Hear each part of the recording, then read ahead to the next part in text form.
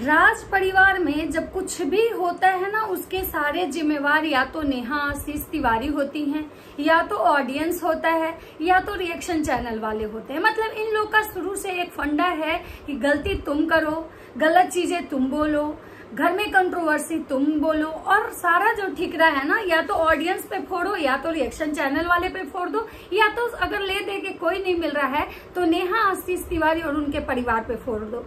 मतलब इन लोगों का जो जीवन है ना, उसमें सब अच्छा जो होता है वो इनकी वजह से, इनके संस्कारों की वजह से, इनके स्वभाव की वजह से होता है, और जो ये लोग गलत करते हैं ना, उसमें कहीं ना कहीं दूसरे का योगदान होता है। मतलब इनके जैसा कर्मकांडी परिवार आपको पूरे यूट्यूब पे नहीं दिखेगा।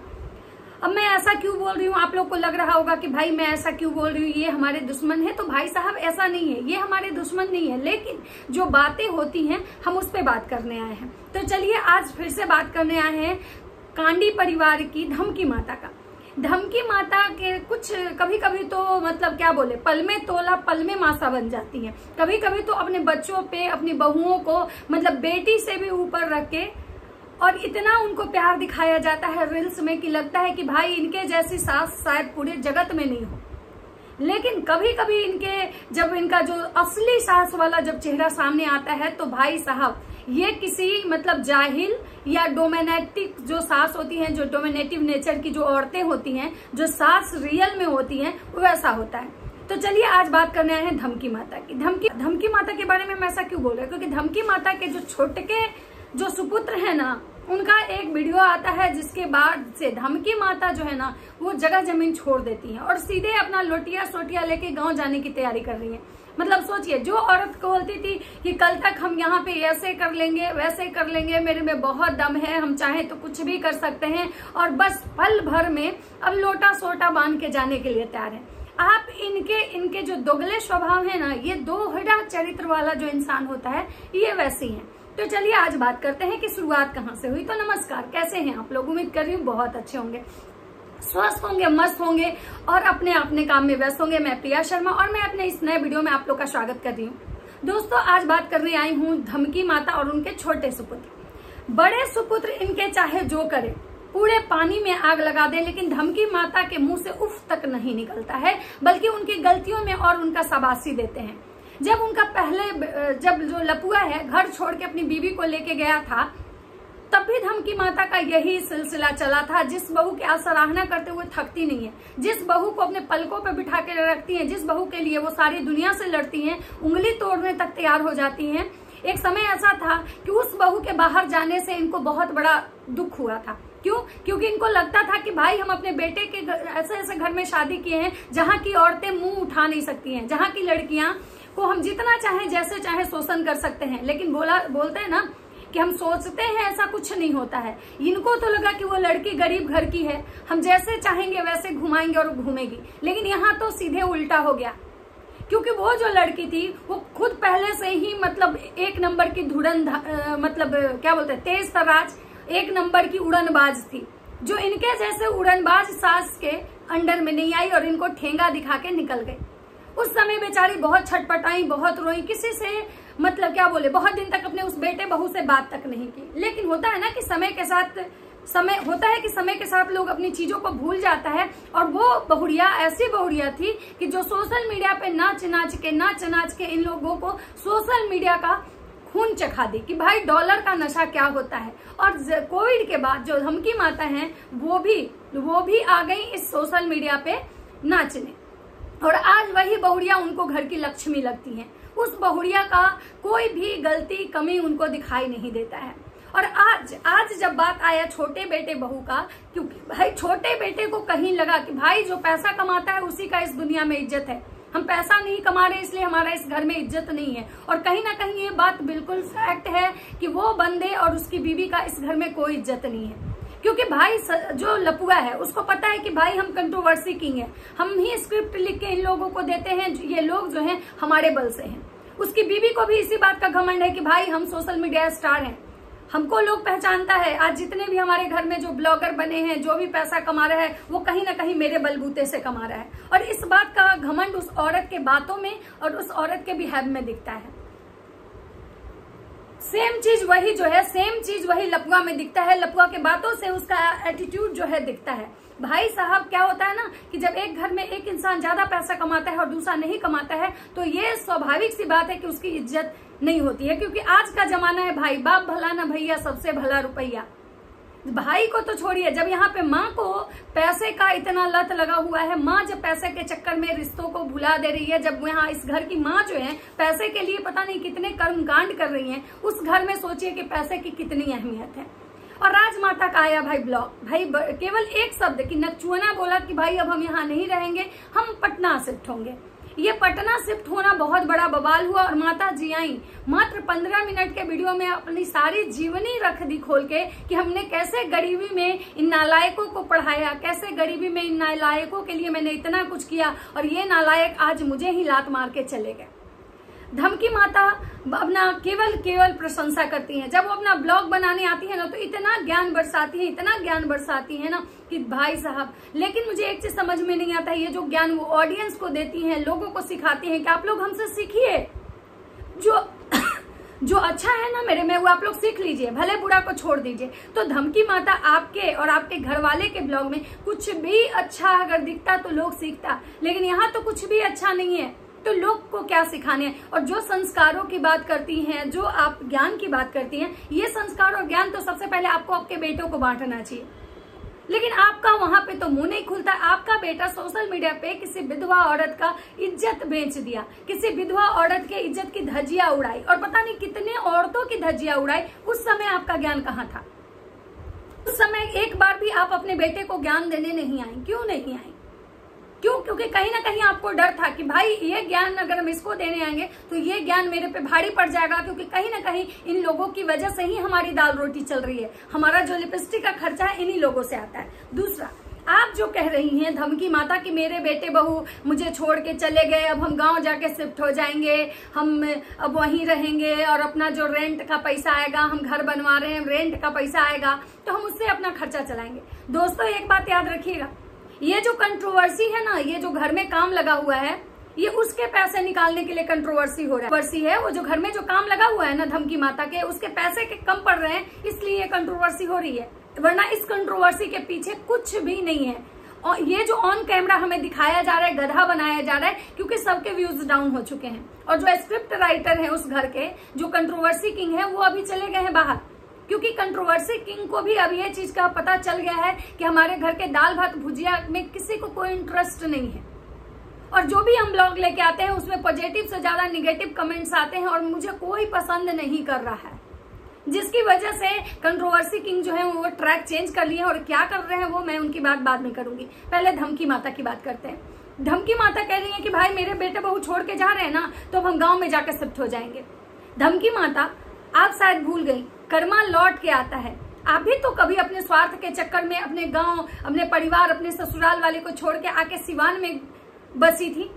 क्यों? सिवान आपके मतलब खानदानी था, आपका यहाँ पे ससुराल था नहीं ना। आप किसी ऐसे गांव में रहती थी जहाँ पे आप मतलब सरवाइव नहीं कर पाती, या आपको लग रहा था कि यहाँ इनकम का कोई स्रोत नहीं है, तो आप पति पत्नी पूरे परिवार को छोड़ के और सिवान आ गई। क्यों? अपने स्वार्थ के चक्कर में कि भाई हम अच्छा कमाएंगे, हम तरक्की करेंगे, हम अपने बच्चों को आगे ले जाएंगे। तो अगर वही सेम चीज आज अगर आपका बेटा कह रहा है तो आपको इतनी मिर्ची क्यों लग रही है? क्यों लग रही है? क्या आपको लग रहा है कि भाई मेरा बेटा चला जाएगा, ऐसा ना हो कि ये जाके बाहर में बहुत अच्छा कंटेंट दिखाएगा, इसके व्यूज बढ़ जाएंगे और मेरे व्यूज खत्म हो जाएंगे? क्योंकि इनको पता है कि भाई जब हम घर में रहेंगे तो हम केवल क्या ब्लॉगिंग करेंगे, हम खाना बनाएंगे, हम काम करेंगे, घर के सारे काम हो जाएंगे, पूजा पाठ हो जाएंगे, उसके बाद मेरा ब्लॉगिंग क्या होगा?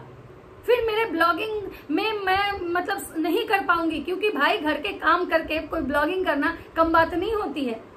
फिर खुद से वीडियो एडिट करना, खुद से वीडियो अपलोड करना बहुत हो जाता है। तो धमकी माता को लग रहा होगा कि भाई अगर ये लप्पू लफंडर तो निकल ही गया, अगर ये छोटका नकचुआना भी चला जाएगा, इसकी बीवी चली जाएगी, तो दिन भर जो इसकी बीवी किचन में काम करती है, वो जब काम करने के लिए नहीं रहेगी तो हमारा तो हालत खराब हो जाएगा।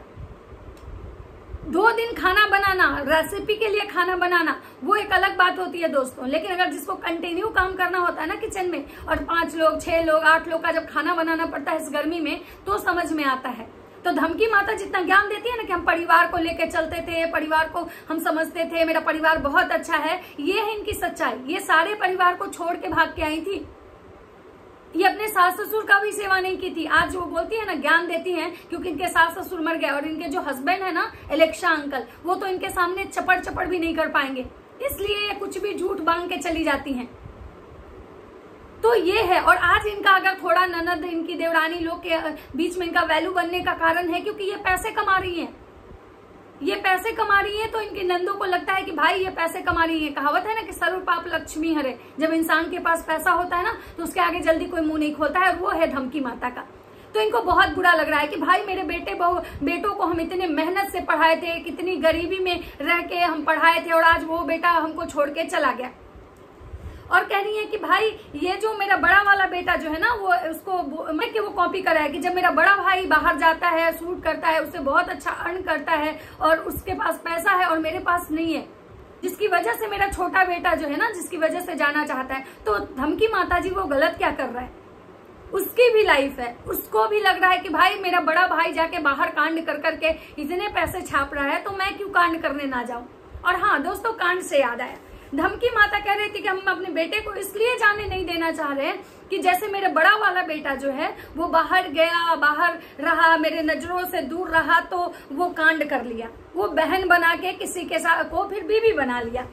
माता जी एक बात बताइए माता जी, आपको जो लग रहा है कि भाई आपका बड़ा वाला जो बेटा था वो आपके नजरों से दूर हुआ, इसलिए उसका ऐसा चक्कर हुआ। माता जी शायद आप भूल रही हैं कि नेहा आशीष तिवारी के घर जब भी आपके बेटे बहू जाते थे, या आपका बेटा बहू कहाँ पे क्या कर रहा है, वो सब चीज आप ऑलरेडी ब्लॉग में देखती थी।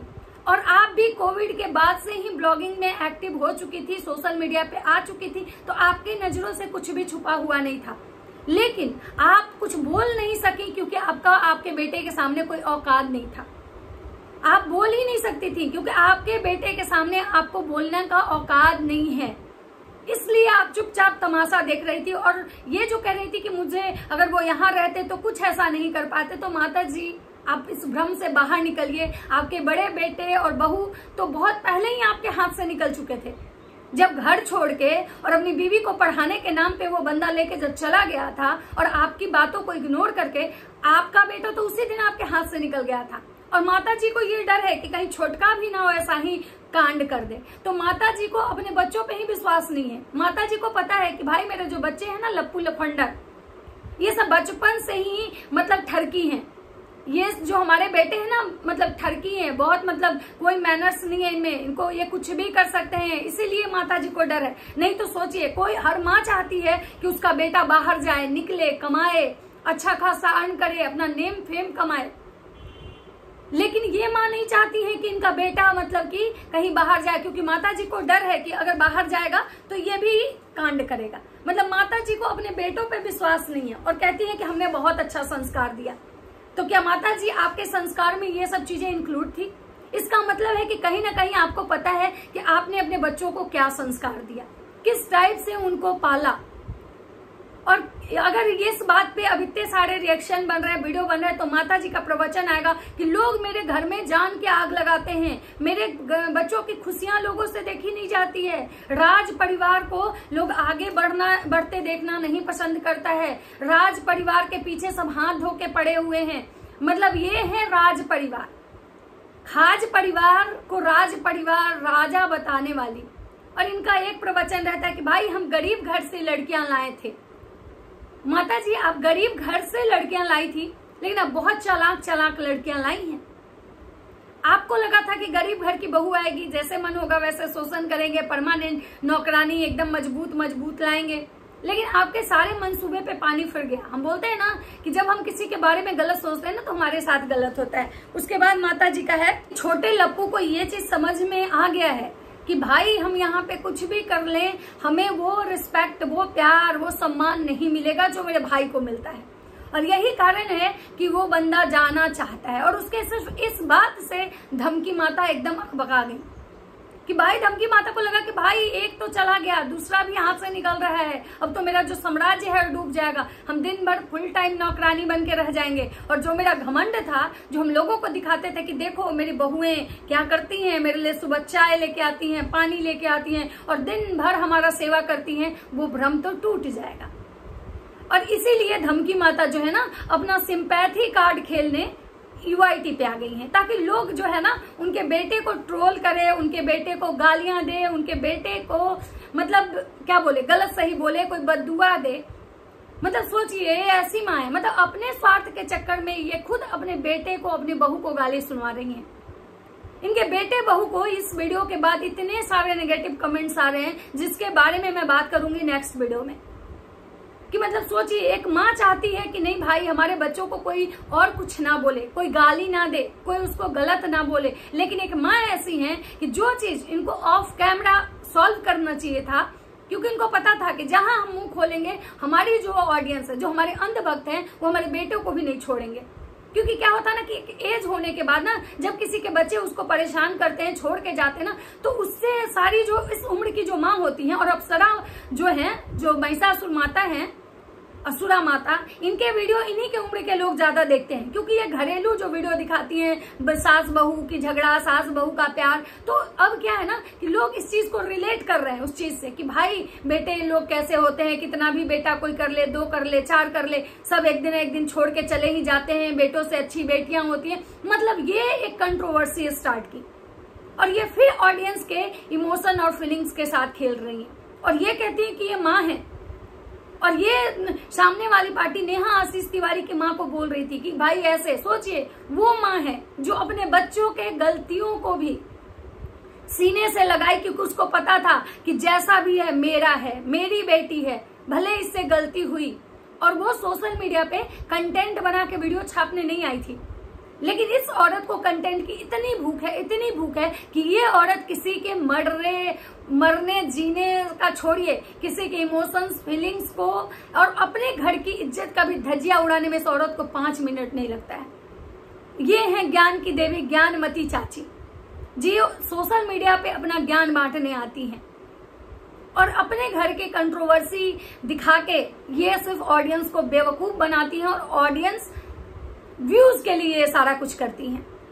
तो चलिए दोस्तों, ये था ज्ञानमती चाची के लिए एक मेरा वीडियो। अगर वीडियो अच्छा लगे तो लाइक कमेंट शेयर जरूर कीजिएगा। मिलते हैं नेक्स्ट वीडियो में, तब तक सबको बाय बाय।